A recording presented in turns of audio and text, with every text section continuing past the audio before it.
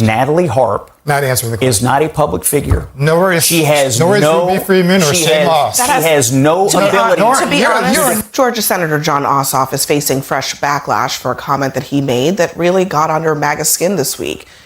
Welcome back to Top Debate Commentary. Folks, get your popcorn ready because today we are breaking down the absolute circus that happens when Washington politicians run completely out of real policies to argue about. Senator Jon Ossoff decided to kick the hornet's nest by mentioning Trump's personal aide, Natalie Harp, and the panel on CNN lost its collective mind. We've got high drama pearl clutching, political strategists trying desperately to sound like the grown-ups in the room, and a masterclass in selectively defining who is and isn't a public figure. We are covering the 3 sections of this clip that didn't make the first cut, but trust me, the comedic gold here is off the charts. Let's jump into the chaos. Georgia Senator Jon Ossoff is facing fresh backlash for a comment that he made that really got under MAGA skin this week. You'll remember Ossoff said that President Trump would rather travel with his close personal aide, Natalie Harp, than execute his job as commander-in-chief.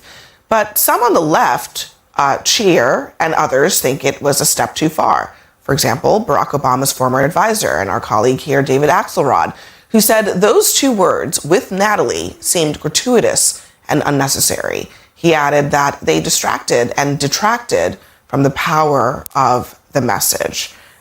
Keith.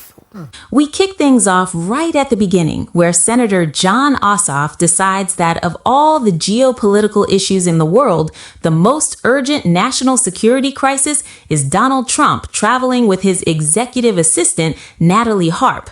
Ossoff brings her name up at a rally like he just uncovered a national secret. And predictably, the media world acts as if he just broke the Geneva Conventions. The immediate outrage on the panel is hilarious to watch. You have political surrogates acting like Ossoff personally insulted their own family members on live television. Meanwhile, Democratic supporters are out here trying to explain that pointing out who prints out news clippings for the president is top-tier investigative journalism. It's an elite exercise in political overreaction right out of the gate, and nobody on screen can keep a straight face while pretending this is high-level political discourse. Is Axelrod onto something? Of course not. I don't agree with him. I mean, yes, you could say that the words were gratuitous and unnecessary. I'll agree with him on that. But did it distract? No, because we are talking now about Jon Ossoff's race, and it allows us to talk about the fact that Jon Ossoff was making the larger point that Donald Trump, as we mentioned before, is not focused on any of the issues that the American people are concerned about. He's focused on everything else, including his personal comfort on Air Force One or whatever the Air Force One happens to be on, rather than focusing on jobs and affordability and healthcare and things that the American people and look, and if you're going to argue that it's sexist, right, which is the big argument, right, if you're going to take that position, you better also be criticizing the way Donald Trump talks about women's appearances and looks on a regular basis, right? So I'm happy for someone to say, look, I think it was inappropriate, I think it was sexist, but you better also be saying that about Donald Trump if I'm even going to take you seriously. Scott? I expect... Now we reach the portion of our broadcast where former Obama strategist David Axelrod steps in to play the role of the disappointed political parent. Axelrod gives Ossoff's dig a solid 2 out of 10, labeling the mention of Natalie Harp as gratuitous and unnecessary.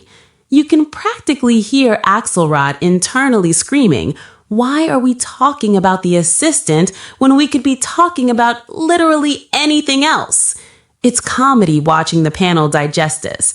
Half the table is treating Axelrod like an ancient philosopher dispensing high political wisdom, while the other half looks like they want to remind him that the cable news runs entirely on gratuitous jabs. Axelrod is desperately trying to pull the party back to high-minded policy debate, completely ignoring the fact that the panel's entire job description is to turn minor rally shade into a dramatic 3-part miniseries.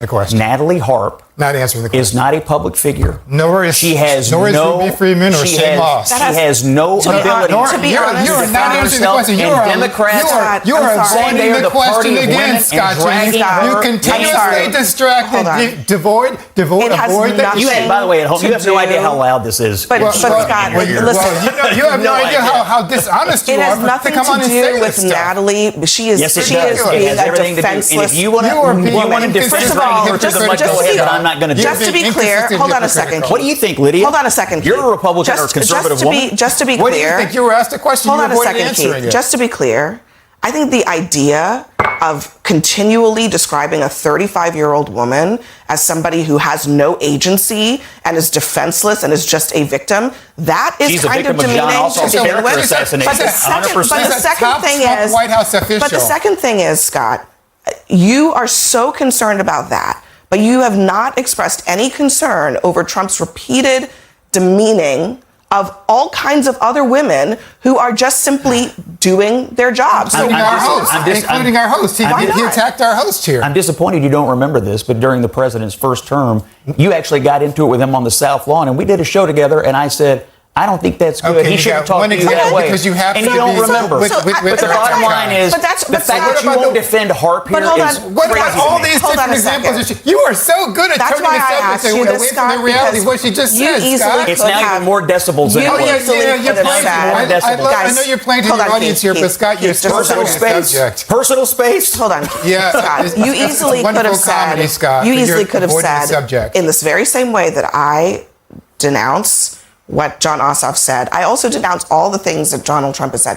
You didn't say that I tonight, literally even when just you were said, I don't asked. believe in demeaning women. I So I literally will just say, said, I don't I believe will in just demeaning say Each of those that you incidents. are not holding him to the same standard that you hold Jon Ossoff. You have a lot to say about Jon. In this section, Scott Jennings pulls out his legal magnifying glass to deliver a performance worthy of a daytime soap opera, insisting that Natalie Harp is fundamentally not a public figure and therefore completely off limits for political jabs.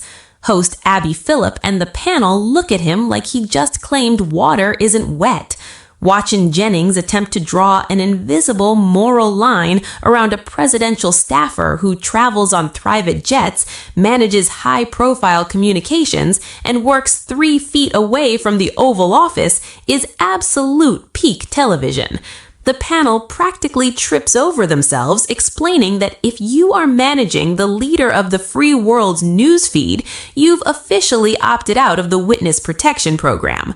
The mental gymnastics required for framing a key White House gatekeeper as just a private citizen lost in the woods is top-tier political comedy. That wraps up our comedic dive into these debate moments. If you enjoyed laughing at political cable news as much as I did, make sure to hit that like button, leave a comment with your favorite excuse from the panel, and don't forget to like and subscribe to Top Debate Commentary for more daily political breakdowns.